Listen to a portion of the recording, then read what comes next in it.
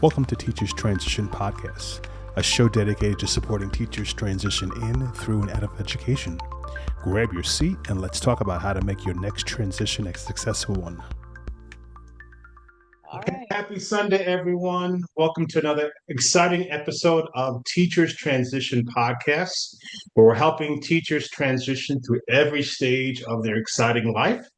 And today I have a wonderful guest that has, again, a very unique story. Her name is Cherise Irons, and she's going to talk about her journey. Everyone has a story, everyone has a journey, and I'm so happy to welcome Miss Cherise. Cherise, say hello to our audience for us today. Hello, everyone. I am so excited to be here. Thank you so much for having me. We're Thank talking about education and transitioning. I love it. you. Yes, transition. And can you kind of give us a little backdrop or kind of a little summary of your educational, where you started and, My little background of when I became an educator.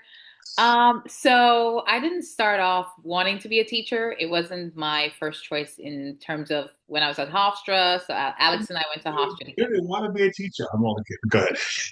Wait a minute. I didn't even finish my sentence.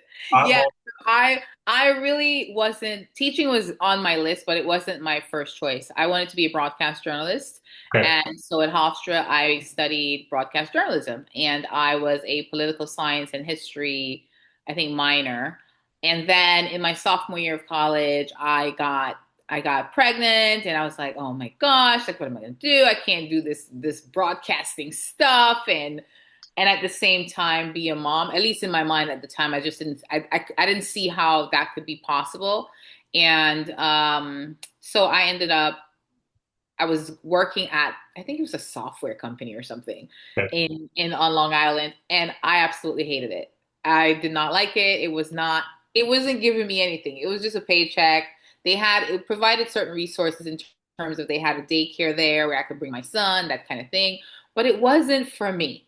Yes. And a friend of mine, my son's, his godmother, my son's dad, his godmother, she basically invited me I was living in the Bronx at the time, and she said, hey, why don't you just go down to District 10 and apply? They're looking for teachers. And I'm like, lady, ain't nobody gonna hire me. I don't know the first thing about teaching anyone. Okay. And okay, well, God called my bluff. I went and they hired me on the spot. And I Okay. thought, what? So that's how I kind of slid into teaching. I spent 5 years in New York City public schools, and then another, I think it was like maybe I was at Westbury Middle for about 3 years, and I became an administrator for a year, and then I moved out of New York in 2010 after some different things happened, and I moved to Maryland, and I spent the rest of my career in Maryland schools in Anne Arundel County. So that's how my journey in teaching kind of evolved, I would Okay. say. Okay. Yeah. A little bit unconventional, but again, it's great to hear your story and how you kind of transitioned from broadcast journalism, which, all teachers have to be great communicators. So definitely can see, a nice transition, definitely as a hiring manager, definitely seeing that you're a communicator, that's important. So great. And can you talk about, how did you transition from teaching? You mentioned you was administrator. Kind of talk about how did you segue to that? So I guess I followed the normal process. I would say that, you're a teacher for a certain amount of time. And I would say what happened was, especially when I was in New York City public schools, I kept having I was a teacher leader for the eighth grade group that I was a part of. And the principal at the time when I was working in that school in the Bronx, he kind of said, you need to go to school get your master's, get your administrative degree. And he's like, you have these leadership qualities. You're really on top of your classroom now, your management, you're a teacher leader in the building. Teachers look up to you. You're doing all these things. You're mentoring teachers. And at the time when I was in the Bronx, I was supposed to go into the Bank Street program. That was my goal, that they have a program in Bank Street. And I thought, but then I moved to Long Island. And so when I moved, I had to kind of start over again. So I went to the Hofstra admin program there. I started to just take my classes. And what has happened for me, and I'm not bragging, it's just that whatever school I ended up in, I always had this opportunity because of my leadership.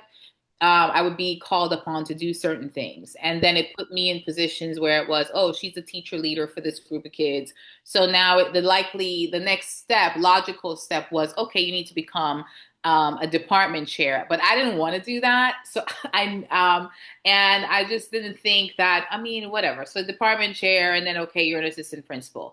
But then in New York, I skipped the department chair step and I became an assistant principal and I worked at a school out east for, I think it was, what was it, William Floyd High School for a year. I did that.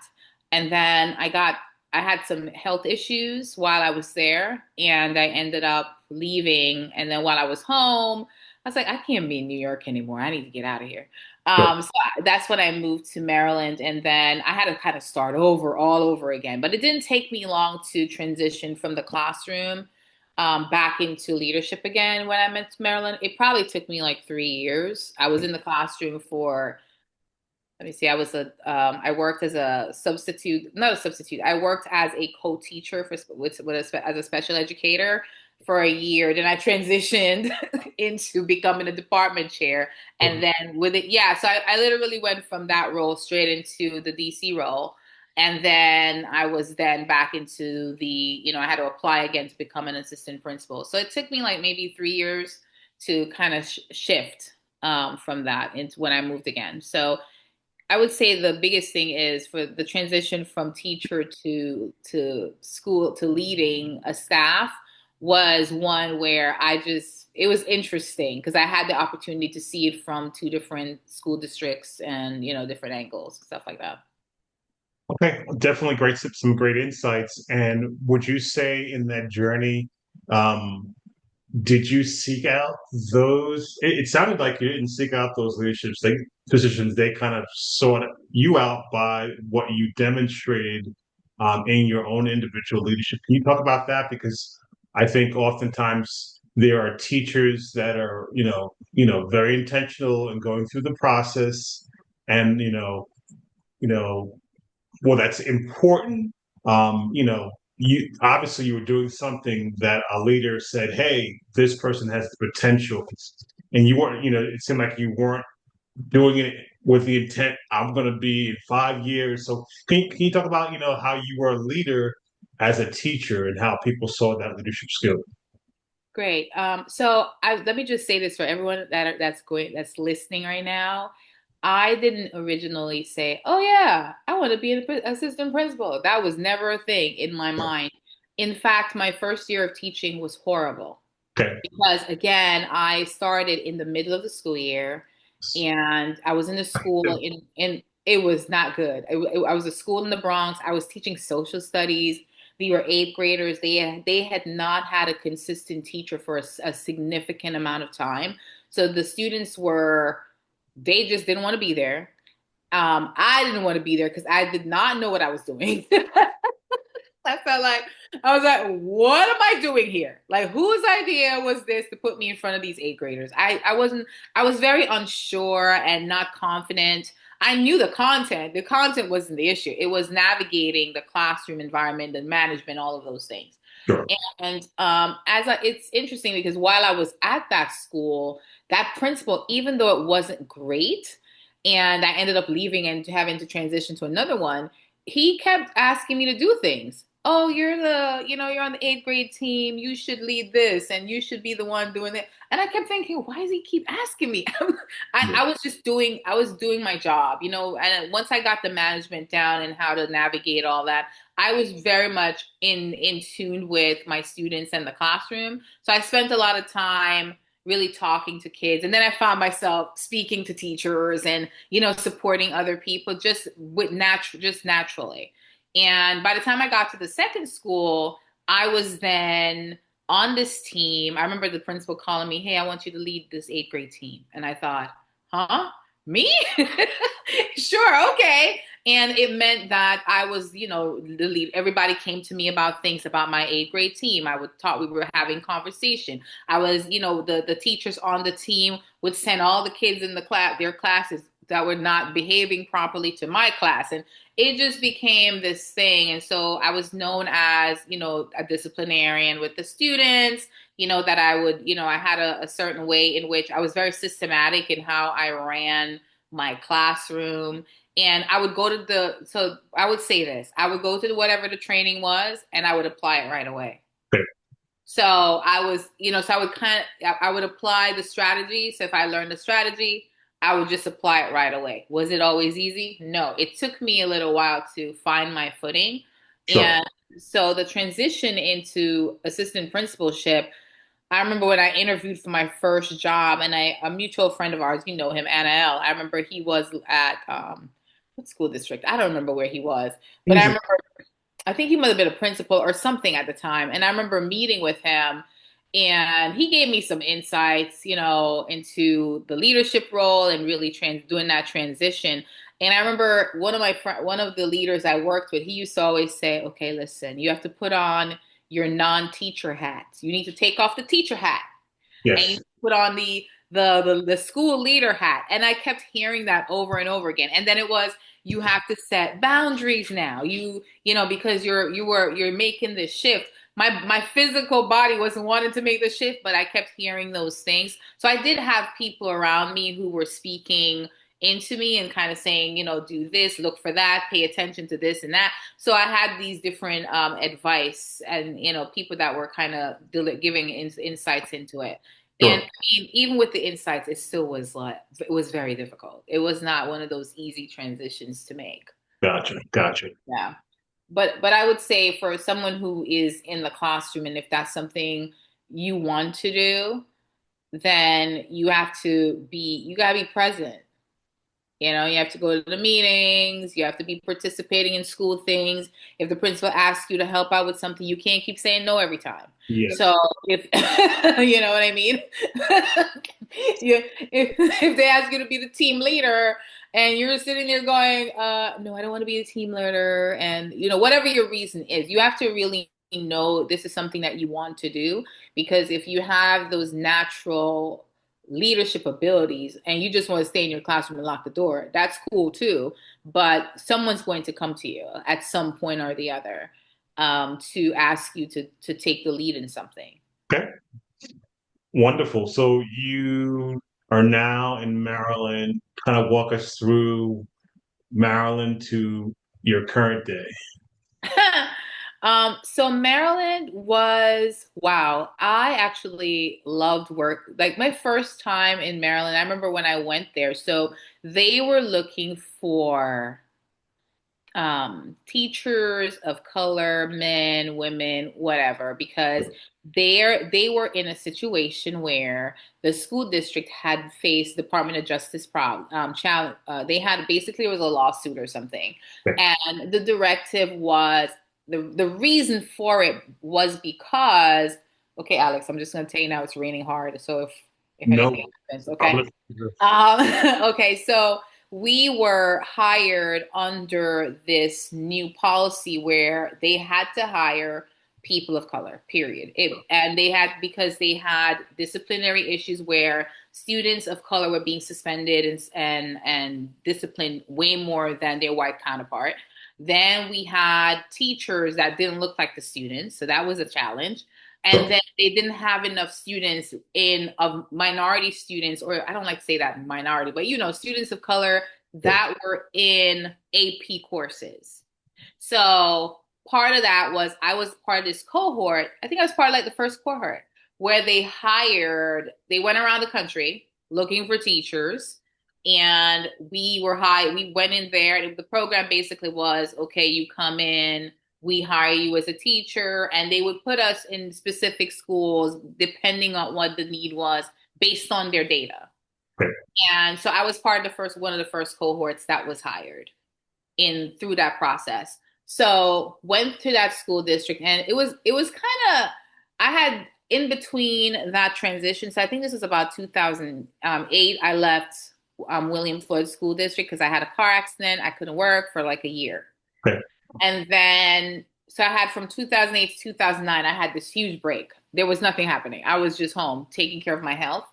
And so June of 2010, I moved to Maryland after I had gone through their process. I had someone call me up. But I met the lady it was a job fair thing in Brooklyn.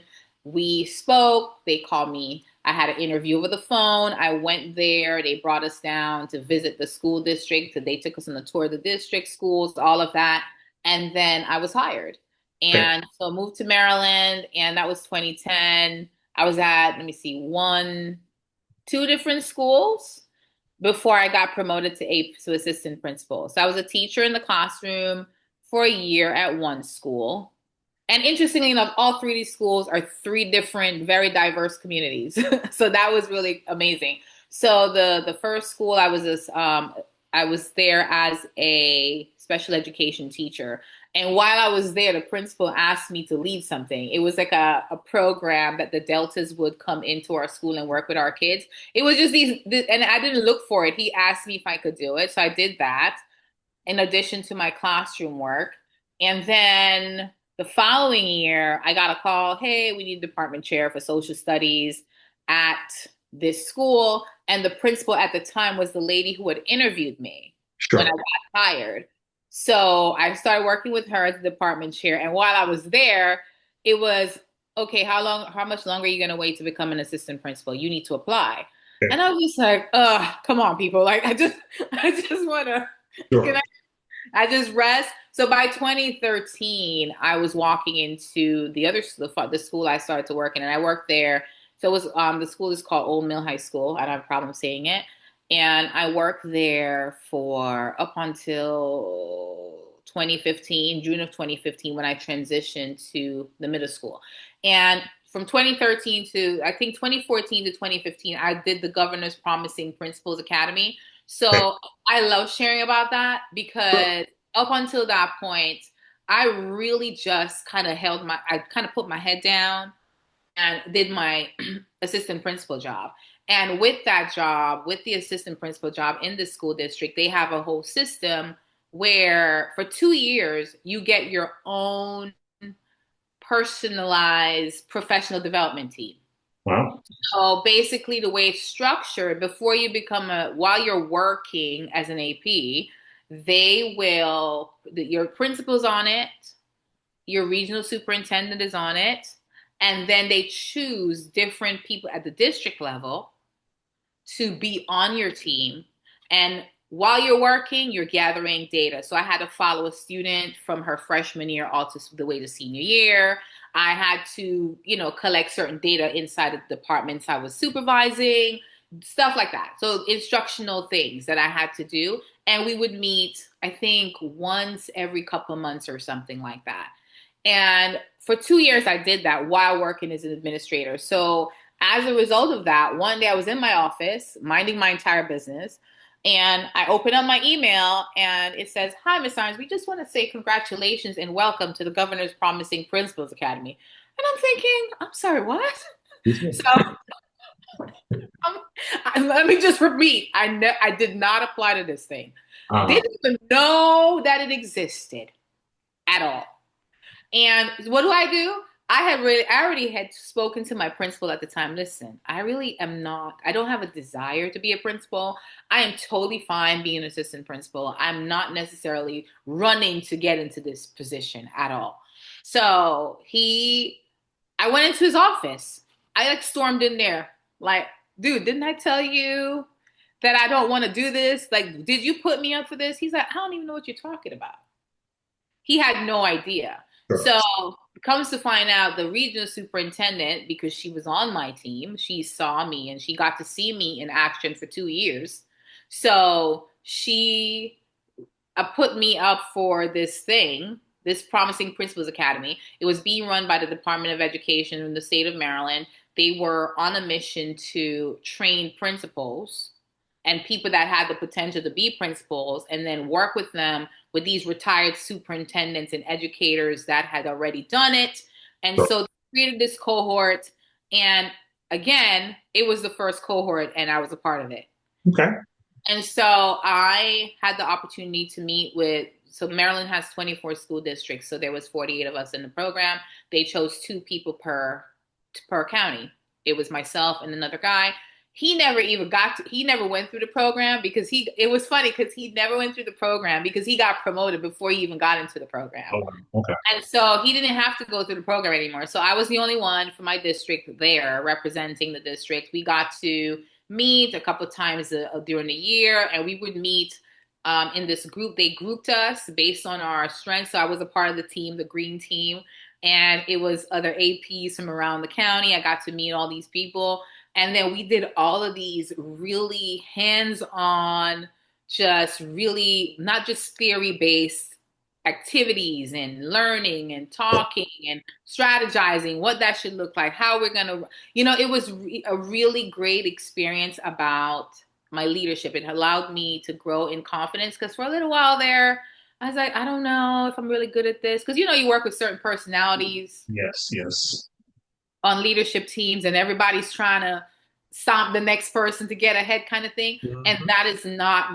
that's not my personality. So sometimes it may have appeared that, oh, Cherise is just not confident or she might not really necessarily know what she's doing.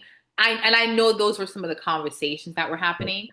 but this program, when it happened, people were just like, wait, how did you applied to this? No, I did not.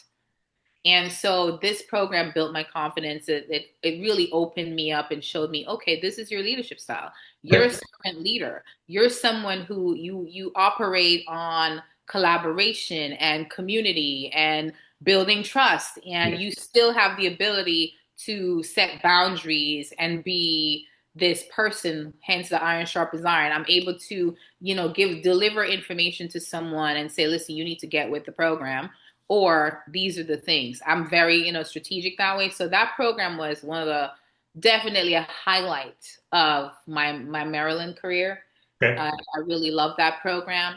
Following the program, I had another conversation with the regional superintendent, and she said, "Well, so now that you've decided you wanted to be a middle school principal, I think that you should. We're gonna move you to another school. Now you know when you get comfortable at a school, Alex. Yes, yes. Alex. Now these are my people, and I'm like, Sure, wait, I got to get to know new people. sure, sure. So I was very comfortable at the school I was in. Everything was fine as far as I was concerned. I didn't need to go anywhere. Plus, it was 7 minutes from my house. Sure. Convenient.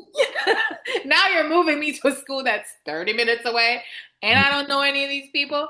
But anyway, so I obviously, you're not going to say, no, ma'am, I'm not going. It was, okay, great. Sure. So I switched over to being excited and trying to figure that out.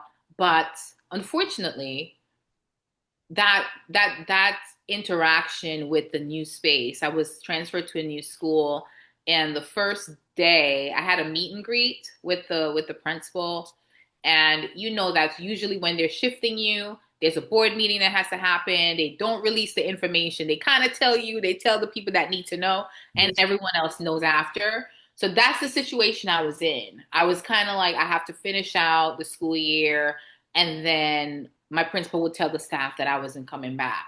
Okay. So but in between that, I said, you know what? I need to meet with this person. I can't just walk in on the first day and Yeah. just start. I need to speak to someone. I want to be able to interact. So I went to this meeting that I requested and it didn't go well, Okay. you know? And all the things that I had learned up until that point about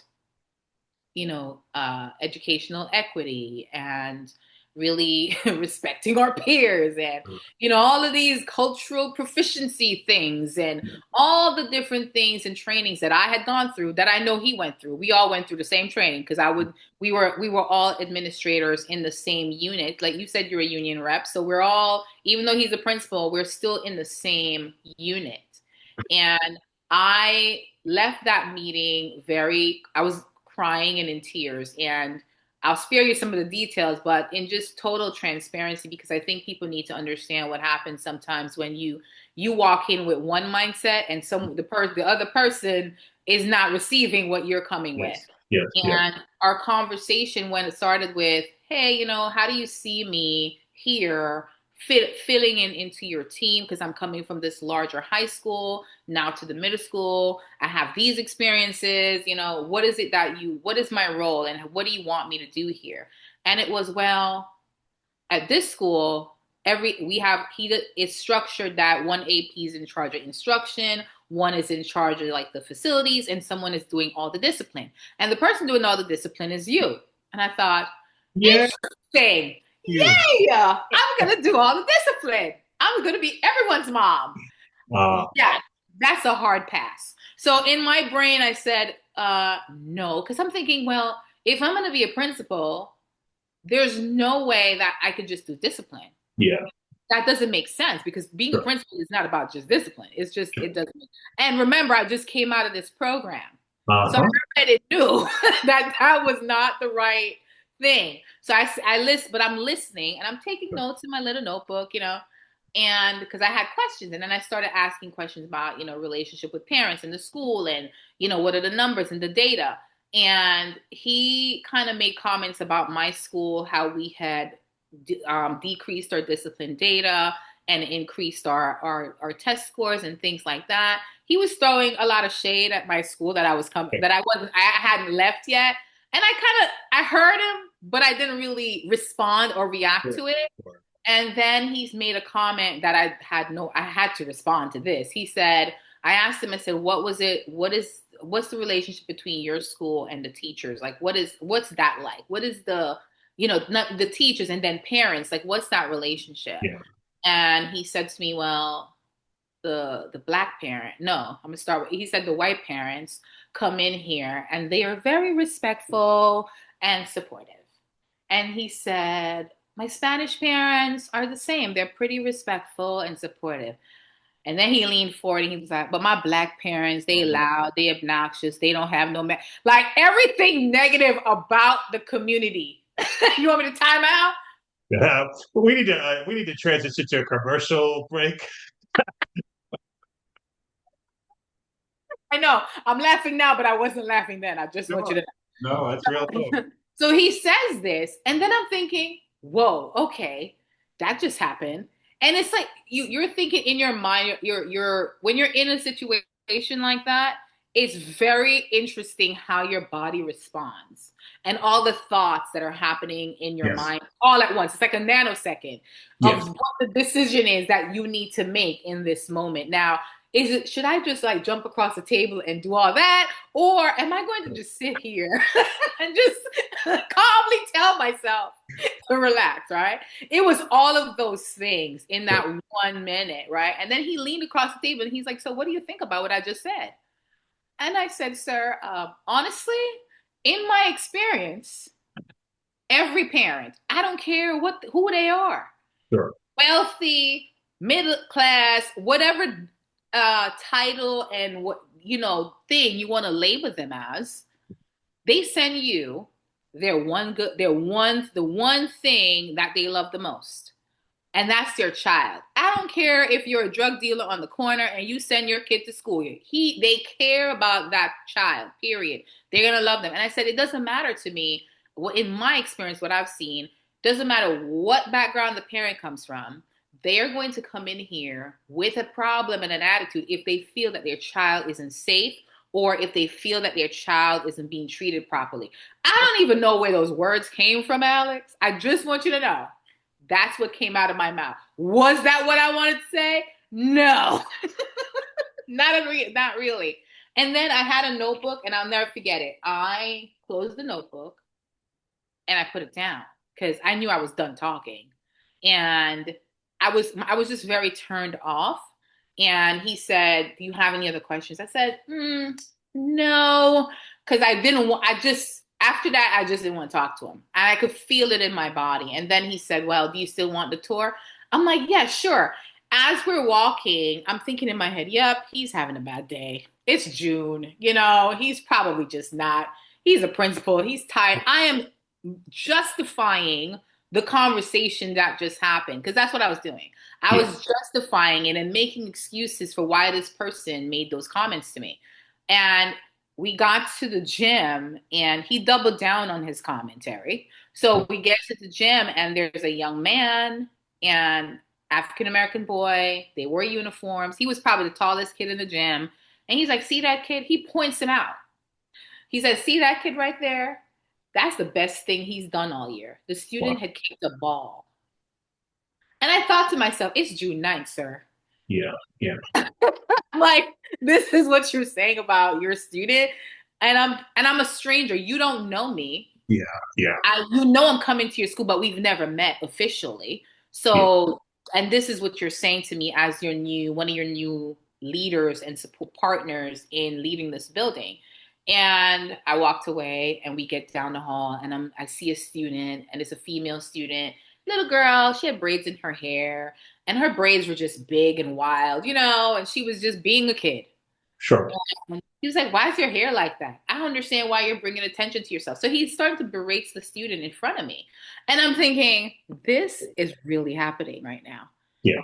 So if I had any doubt about who this person was, he let me know in three different ways who he was. And so by the time I left his office, I was in tears. I was angry. I was very angry. I went to my former principal's school. She was at a different school, the one where I was a department chair. I went to her building. She was down the block because I knew I couldn't go back to the building where I was still working. There was no way. The moment I walked into the building, everyone was going to know something was wrong with me. Yes. And so I went to her and I was just going off in her office. Like I was just really mad. And she said, what are you going to do? Now, these are those rubber meet the road moments where she said, what are you going to do? You have two choices here. You could say nothing and just go work there, or you could say something and allow the process to do what it's supposed to do. Hmm. And I said, okay, that's fine. And she said, do you have to think about it? I said, no, I don't have to think about it. I knew when I walked out of the office what I was going to do. Right. And I felt I had a level of respect and respect in the school district where I could actually have a conversation with leaders and be taken seriously. So I reported it. And after conversation with her, and I even contacted the mentor superintendent that we had when I was in the Promising Principals Academy. I called her and I'm like, yeah, so this happened. And she said, you are reporting it, right? She's like, this is exactly what we've been talking about. She's like, you have to say something. I said, I know. And a couple of days after, I wrote him an email that he never, to this day, ever responded to. And then I made an appointment with my regional. I actually asked her to come to me. She came to me. I told her what happened. She said, okay, I'm going to talk to his regional because obviously it's different part of the county. So I have to deal with two different people now. So she said, I got you. I'll take care of it. I should have just known. but my heart, that side of me that's just like Sure. very optimistic. I'm like, no, everything's going to be fine. And I took her word for it, and I trusted her. So I went to her office. She met with me. I reported it. I sent her the email I sent him because I didn't have anything to hide. So within a couple weeks, I was in her office, and the conversation went like this. Well, we just want you to know that they want you to know that we're not sweeping it under the rug, that the situation has been handled, but we can't discuss it with you because it's an HR issue. And I just want you to know that they want you to still go to work there. Oh, And sure. wait a minute, let me finish, Alex. They still want you to go to work there. And, also the district thinks that you need a mentor Be- Wow. because, your email, you have to be careful about your email because there was a problem with your email. I said, hold on a minute, wait, back up. No, I stopped her because I was like, I know I'm not hearing what I'm hearing right now. So I said, you're telling me that you all have addressed him and that she told me you've addressed him and that I'm not going to be doing all the discipline. So he had to fix that. And I'm still going to be going to work there. Okay. And then you're saying I was insubordinate. And I said, well, can you explain the insubordination part? Because I'm a little confused. How? Considering that he's not my boss yet, because this I wasn't in officially assigned to the building till the end of like the 20 something 26th, Sure. and we're at June 9th. So he's technically not my boss. Sure. I still work at the other school. So what are you talking about? Insubordinate. I said, which part of my email? Can you tell me which part of my email? I am in total agreement. My email had some tone in it. And I told her straight up in the office that day, I said, I could have said a lot of other things in that email that I did not say.